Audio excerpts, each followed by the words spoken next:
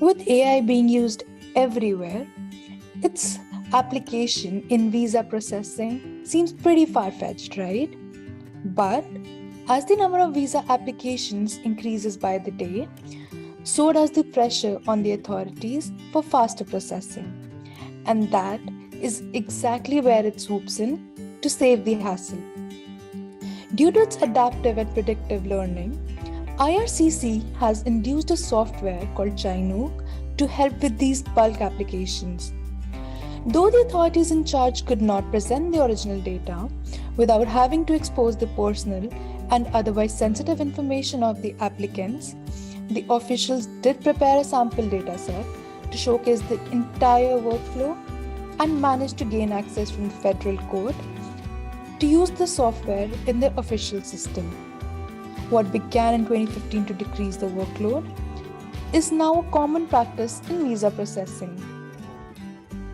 The software puts the application into 3 different tiers: the low risk, medium risk, and high risk, automatically approving the low risk applicants and flagging the medium and the high risk ones for manual assessment.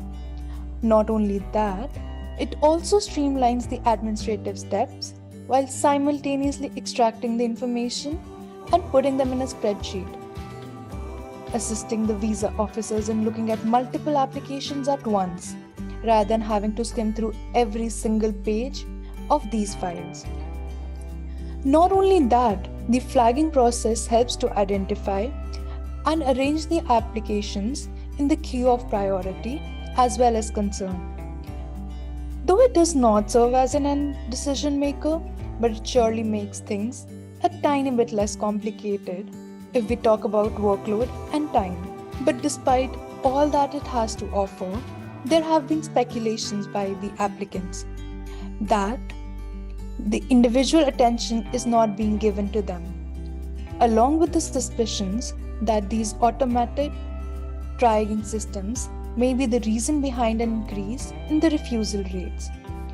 There are concerns that what has been marked as high risk by AI may immediately set off a notion in the visa officer's mind that they are actually at fault even with the correct filing they have done, leading to a seemingly biased countercheck.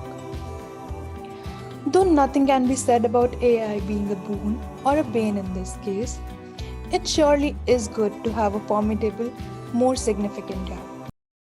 I'd love to hear about your thoughts in the comment section, and do subscribe for more such insightful content.